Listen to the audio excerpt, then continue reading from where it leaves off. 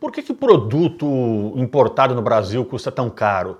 É claro que todo mundo vai responder por causa dos impostos, né? E tá certo mesmo. O imposto de importação no Brasil é terrivelmente alto, é por volta de 40%, 50%. Foi feito o trabalho nas plataformas digitais para formalização dos importados, já começou a tributação de ICMS e o próximo passo é imposto de importação, mesmo para os com menos de $50. Mas por que no Brasil o imposto de importação tem que ser tão alto? A resposta está por causa de uma ideologia econômica, e preste atenção que eu estou usando o termo ideologia, que se chama substituição de importações. A ideia da substituição de importações tem sua origem já no século XVII, né, nos economistas italianos, só que ela se desenvolveu mais no século XIX, sobretudo através dos escritos de um economista da escola histórica alemã chamado List, e por conta do Alexander Hamilton, que é aquele cara que está na nota de $10 dos Estados Unidos, né? Alexander Hamilton, né? O Alexander Hamilton. E eles que começaram a escrever sobre a importância de se proteger as indústrias, os setores industriais nascentes, né, infantes, né? Por isso, essa que é a grande questão da substituição de importações.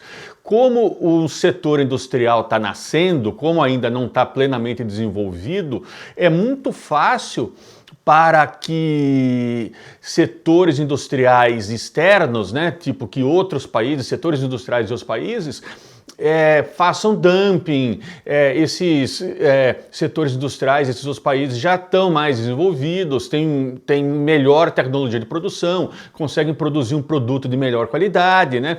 Então, para proteger essa indústria nascente que está acabando, né, de se instalar, que está acabando, né, que está começando a se desenvolver, então faz sentido, né, você proteger o Estado, na verdade, né, criar mecanismos para proteger esses setores industriais nascentes. Essa ideia se popularizou muito mais daí nos anos 40, nos anos 50, no meio dos economistas estruturalistas, sobretudo na CEPAL, na Comissão Econômica para a América Latina e o Caribe, e tem lá o Raul Prebisch, o Celso Furtado, o Singer, né? E eles eram realmente aderentes, eles acreditavam, eles estavam convencidos que a substituição de importações seria o melhor mecanismo para promover o desenvolvimento econômico na América Latina. Acontece que já nos anos 60 eles estavam já eles perderam parte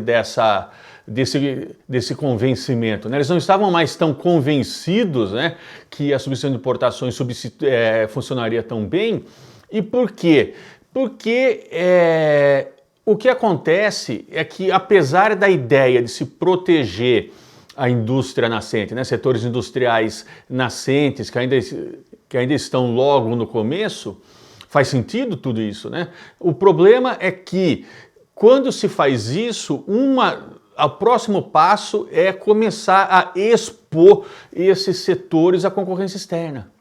E o que acontece? Acontece que daí, por conta de lobbies políticos, né?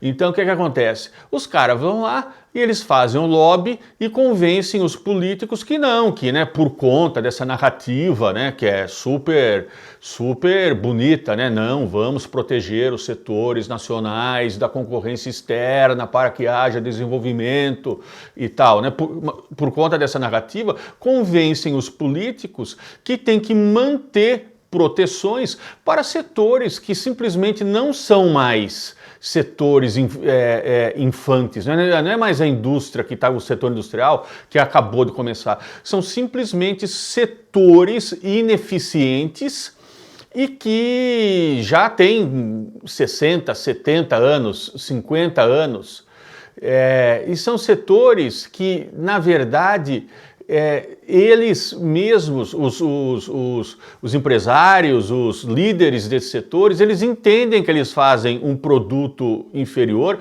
eles entendem que eles oferecem um serviço inferior ao do estrangeiro. E por isso que eles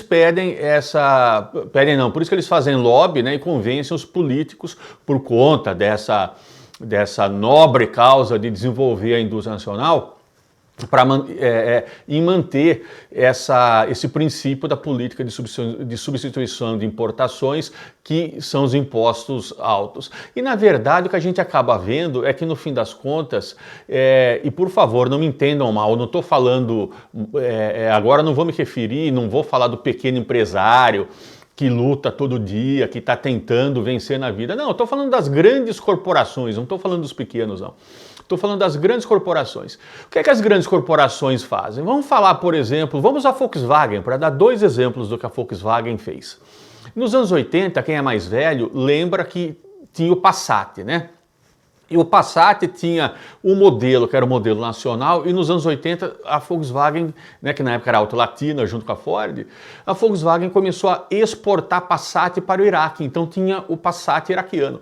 O Passat iraquiano tinha uma qualidade melhor do que o Passat que era para o mercado nacional.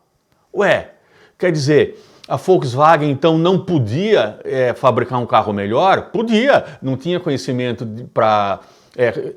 conhecimento técnico, condições técnicas para fazer um carro melhor? Tinha! Então por que não fazia? Exatamente por conta da proteção da concorrência externa. Porque imaginem, pensem vocês mesmos agora, imaginem se abrir o mercado para importar carro usado para o Brasil. Acabou a indústria automotiva nacional, porque ainda hoje os carros que são feitos no Brasil, e o Fernando Collor tem a razão, são umas carroças comparado com os carros que tem aqui no exterior, né?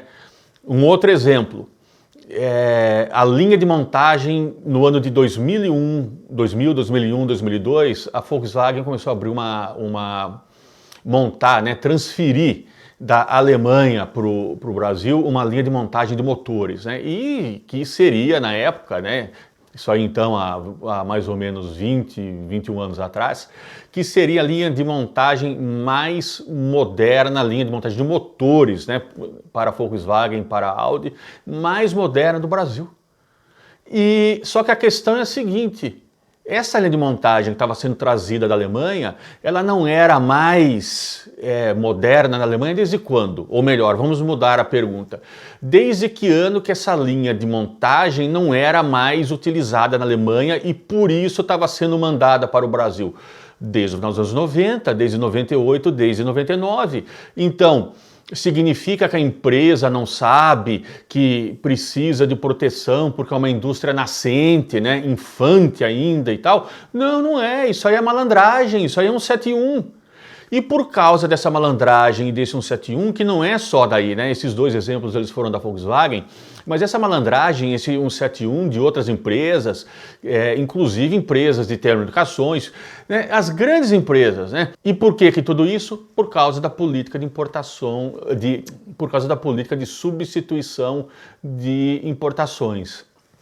Agora, a guisa de conclusão, não pode proteger a indústria nacional? Ou melhor, vamos reformular de novo, o governo não tem nenhum papel em ajudar a indústria nacional a se desenvolver? É claro que tem, mas não protegendo setores ineficientes que oferecem produtos e serviços de má qualidade, né? Não se criando uma situação onde o consumidor brasileiro tem que pagar... eu vi 7.300, eu acho que é no site da Apple, né? O consumidor brasileiro paga R$ 7.300 por um iPhone 15, o consumidor dos Estados Unidos paga o equivalente a R$ 4.000, uma diferença de 85% mais ou menos. Uma roupa da Zara, por exemplo, que aqui custa 30 euros, que dá mais ou menos uns 160 reais, a mesma camisa, eu vi isso no site agora, a mesma camisa vai custar mais de 300 pau. Se esse negócio não funciona, né, qual seria a alternativa? Bom, a alternativa entra dentro do debate da relação entre Estado e economia. E então, essa discussão, essa briga, né, que tem entre esquerda e direita, né, que a esquerda é a favor, seria em tese, né, por isso também que é ideológico o negócio, que a esquerda seria em tese favorável à substituição de importações e a direita quer a abertura comercial. Para mim, esse debate não faz sentido, porque para mim é o seguinte: a gente já falou, a substituição de importações gera o quê? Gera atraso, gera produtos de má qualidade, serviços também de má qualidade, então não funciona, é mal para o próprio país. E esse debate de esquerda e direita na economia não faz um sentido também, né? E por isso que, infelizmente, né, para muita gente a economia é ideológica, quando não deveria ser, a economia deveria ser pragmática, né? Então, se a substituição de importações não está cumprindo o seu objetivo, o que é que tem que fazer? Tem que achar alguma outra coisa. O que está em discussão aqui não é se o Estado deve ajudar o setor privado, os setores industriais a se desenvolverem. É isso que está em questão. A questão não é o papel do Estado na economia. A questão é simplesmente a forma como esse papel tem que ser, né? De que maneira, quais instrumentos, de que forma. E daí, obviamente, que se isso não funciona, tem que achar uma outra maneira. E a outra maneira, o que é que é? Se a gente olhar na história econômica, todos os países que se desenvolveram não foi baseado na substituição de importações. Desde a época quando Adam Smith escreveu A Riqueza das Nações, o próprio Adam Smith dizia como que o país fica rico, né? Que é esse o grande tema, né? Óbvio, né? Riqueza das Nações, né? É através da exportação de produtos industrializados. Se a gente for e olhar para a própria história do Brasil, quando o Brasil conseguia exportar mais produtos industrializados, o Brasil estava se desenvolvendo muito mais. Nos anos 90, quais os países que se desenvolveram mais ainda? Perdão, quais países que se desenvolveram mais? Quais países que conseguiram escapar dessa armadilha do desenvolvimento, do subdesenvolvimento? Exatamente os tigres asiáticos. A Coreia do Sul, Hong Kong, Singapura, Formosa ou Taiwan. E eles fizeram substituição de importação? Não! Eles fizeram políticas de desenvolvimento, eles adotaram, eles adotaram políticas de desenvolvimento, né? Políticas essas com intervenção estatal, mas com o objetivo de desenvolver setores industriais que tivessem capacidade de exportar. E por isso que eles se desenvolveram. E é isso que o Brasil tem que fazer, ao invés de começar a taxar, né? Eu vi, acho que foi ano passado, eu vi um vídeo Alckmin falando, né? Não, agora nós vamos começar a taxar também remessas de correio com valor menor do que $50. Isso sinceramente, é triste de ver isso. Eu deixo meu abraço e até a próxima vez.